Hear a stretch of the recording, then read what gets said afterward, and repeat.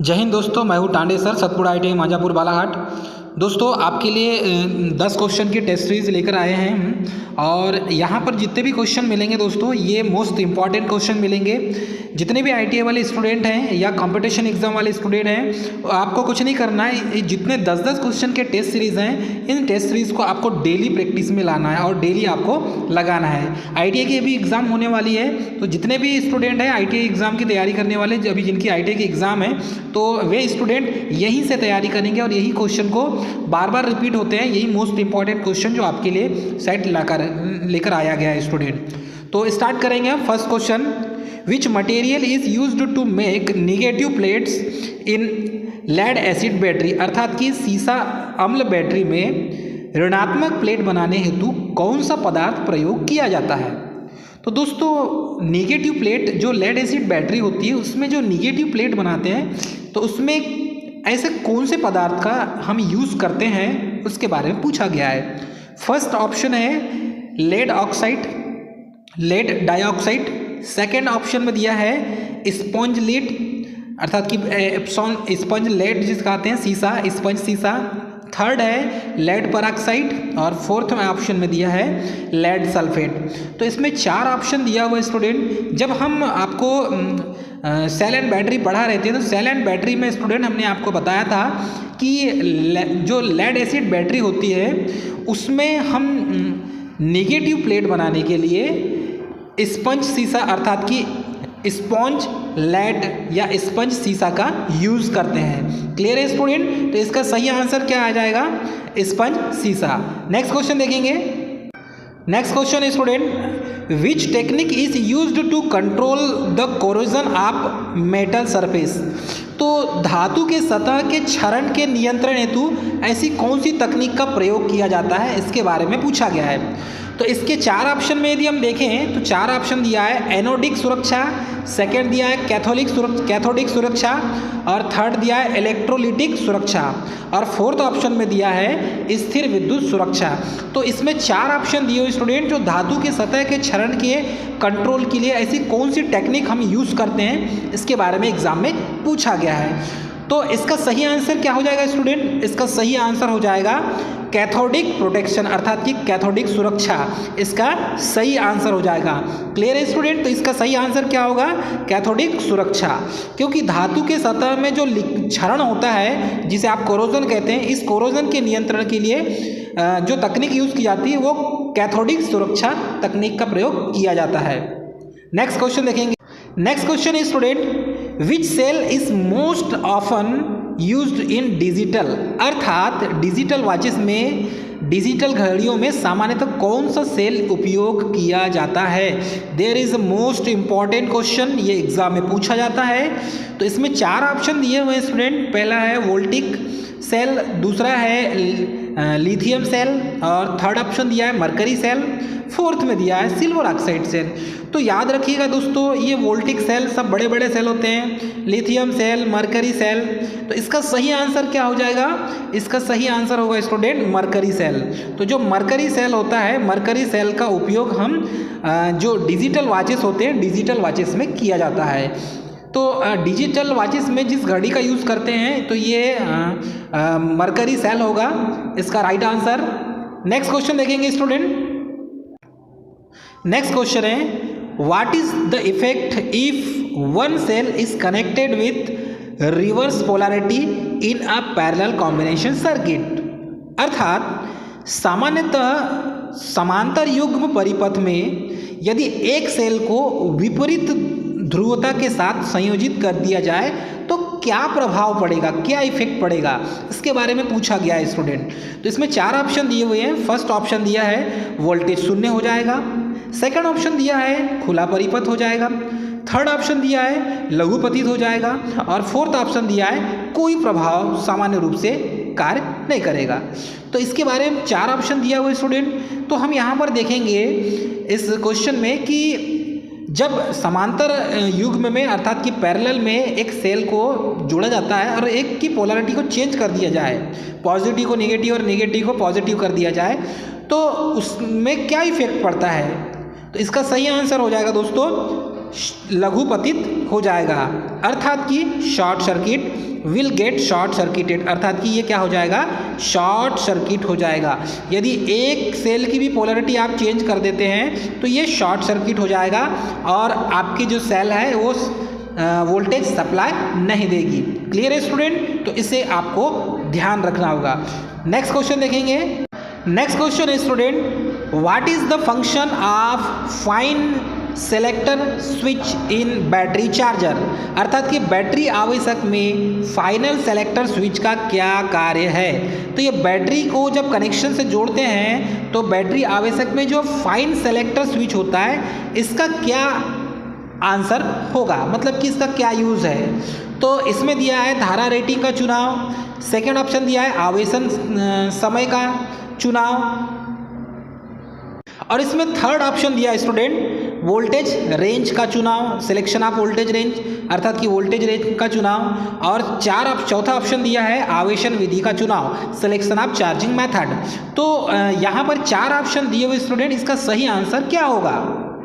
तो याद रखिएगा जब भी ऐसे क्वेश्चन पूछे जाते हैं कि बैटरी आवेशक में फाइन सेलेक्टर स्विच का क्या कार्य होता है, तो याद रखिएगा ये selection of current rating, it means current rating के चुनाव के लिए हम फाइन सेलेक्टर स्विच का उपयोग करते हैं। There is a very most important question in this cell and batteries units and chapters. दोस्तों आपको याद रखना है, यहाँ से ये क्वेश्चन पूछे जाते हैं और मोस्ट इंपॉर्टेंट क्वेश्चन है। नेक्स्ट क्वेश्चन देखेंगे हम।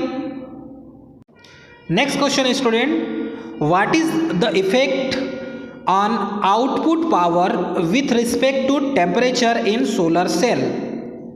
सोलर सेल में तापमान के संदर्भ में निर्गत शक्ति पर क्या प्रभाव पड़ेगा, अर्थात कि ये जो सोलर सेल है उसके टेम्परेचर के संदर्भ में बोले तो ये जो निर्गत लिखा हुआ है इससे निर्गत को इंग्लिश में कहते हैं आउटपुट। क्लियर है स्टूडेंट? और निवेश को इनपुट कहा जाता है। तो इसमें आउटपुट पावर पर क्या इफेक्ट पड़ेगा, यदि टेम्परेचर में कम ज़्यादा होगा तो उस पर क्या इफेक्ट पड़ेगा।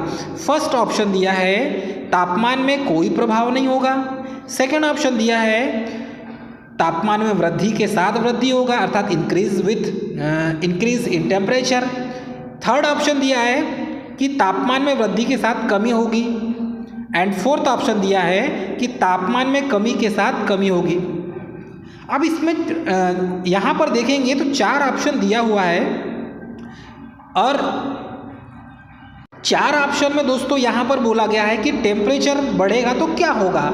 तो इसका सही आंसर हो जाएगा student option D, decrease with increase in temperature. यदि तापमान में कमी के साथ कमी होगा तो इसके आउटपुट शक्ति पर प्रभाव पड़ेगा, यदि तापमान में कमी होगा तो इसके आउटपुट पर भी कमी होगी, मतलब कि आपको वोल्टेज प्रॉपर बनाकर नहीं देगा सोलर सेल।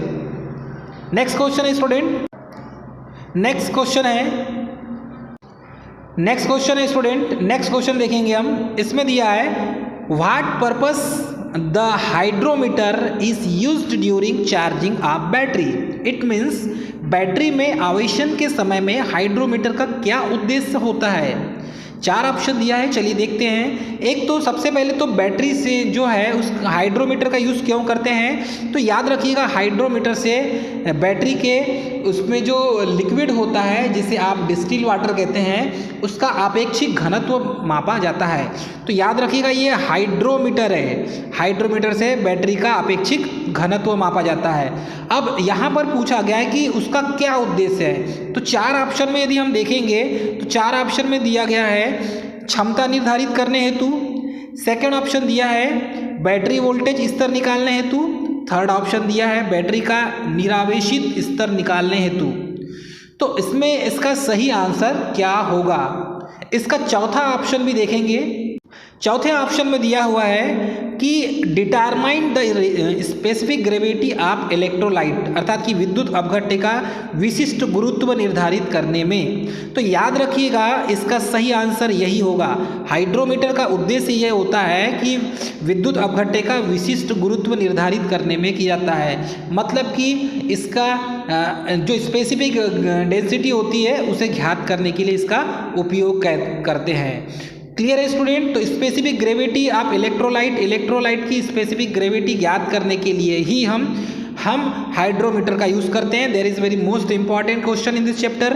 याद रखिएगा दोस्तों, ये एग्जाम में पूछा ही जाता है। नेक्स्ट क्वेश्चन देखेंगे। नेक्स्ट क्वेश्चन है question number 18। What is the formula for Faraday's first law of electrolysis? अर्थात फैराडे के विद्युत अपघटन के प्रथम नियम का सूत्र क्या है? अब इसमें फार्मूला पूछा गया है स्टूडेंट, मोस्ट इंपॉर्टेंट, और यही क्वेश्चन जो है इसके पहले भी रिपीट हो चुका है। तो इसका 4 ऑप्शन में देखेंगे तो 4 ऑप्शन में m = ZI/IT लिखा हुआ है। सेकेंड लिखा है m = ZIT। थर्ड में लिखा है m = IT/Z। And fourth option दिया है m = ZT/I। तो मैंने आपको बताया था इसका जो फार्मूला है m = ZIT होता है। क्लियर है स्टूडेंट? तो इसका सही आंसर क्या हो जाएगा? Option B is correct answer. तो दोस्तों याद रखिएगा, इसका फार्मूला m = ZIT। क्लियर है? ये एग्जाम में पूछा जाता है। नेक्स्ट क्वेश्चन देखेंगे हम। नेक्स्ट क्वेश्चन है student, which is used as an electrolyte in lead acid battery? अर्थात कि सीसा अम्ल सेल में विद्युत अपघट्य की तरह क्या उपयोग किया जाता है? तो विद्युत अपघट्य के रूप में लेड एसिड सेल में किसका उपयोग किया जाता है? 4 ऑप्शन दिया है स्टूडेंट इसमें, हाइड्रोक्लोरिक अम्ल, सेकेंड दिया है अमोनियम क्लोराइड, थर्ड दिया है पोटेशियम हाइड्रोक्साइड और फोर्थ दिया है तनु सल्फ्यूरिक अम्ल। तो इसमें hydrochloric acid, ammonium acid, potassium acid और डाइल्यूट सल्फेट एसिड। तो ये इसमें 4 ऑप्शन दिया हुआ है और हमें पता है इसमें 4 ऑप्शन में लेड एसिड सेल में क्या डाला जाता है? तो डाला जाता है तनु सल्फ्यूरिक अम्ल, it means dilute sulphuric acid. इसका सही आंसर डाइल्यूट सल्फ्यूरिक एसिड होगा। नेक्स्ट क्वेश्चन देखेंगे स्टूडेंट। नेक्स्ट क्वेश्चन दोस्तों, ये क्वेश्चन नंबर 20 है। What is the total voltage of electric circuit? मतलब कि परिपथ का कुल वोल्टेज क्या होगा? तो यहाँ पर देखेंगे तो पूरे सेल जो हैं वो पैरेलल में जुड़े हुए हैं, एक दूसरे के पैरेलल में जुड़े हुए हैं सेल। तो यदि इसको हम कैलकुलेशन करेंगे तो इसका आंसर कितना होगा? चलिए, इसमें 4 ऑप्शन दिया हुआ है, 1.5 वोल्ट, 6.0 वोल्ट, 7.5 वोल्ट और 9.0 वोल्ट। तो इसमें पूरे सेल जो है पैरेलल में कनेक्ट हैं। अब इसका आंसर कैलकुलेशन करके कैसे निकालेंगे हम? तो दोस्तों इसको सॉल्व इस टाइप से करेंगे आप। इसमें ET होता है NE। क्लियर है स्टूडेंट? इसमें जो E होगा यहाँ पर देखने मिलेगा, तो E क्या हो जाएगा स्टूडेंट? E हो जाएगा यहाँ पर कितने हैं 1 E का मतलब क्या हो जाएगा? यहाँ पर ये कितने वोल्ट का है? तो 1.5 वोल्ट है इसमें E। तो प्रत्येक में जो वोल्टेज है वो 1.5 वोल्ट है, इसलिए E का मान हो जाएगा 1.5 वोल्ट। और N का मान हो जाएगा स्टूडेंट, N का मान हो जाएगा कि इसमें N कितने हैं। तो N का मान यहाँ पर मिलेगा आपको, तो कितने सेल इसमें जुड़े हुए हैं। तो ये एक ही सेल जुड़ा हुआ है इसमें, तो एक के ऊपर एक सेल है, मतलब n का मान एक ही सीरीज में एक ही सेल जुड़ा है। इस तरीके से इसको कैलकुलेशन करेंगे तो ET इज इक्वल टू हो जाएगा, ET is equal to 1.5 volt. Clear है स्टूडेंट? इसका आंसर हो जाएगा 1.5 वोल्ट। तो ऑप्शन ए इसका सही होगा स्टूडेंट।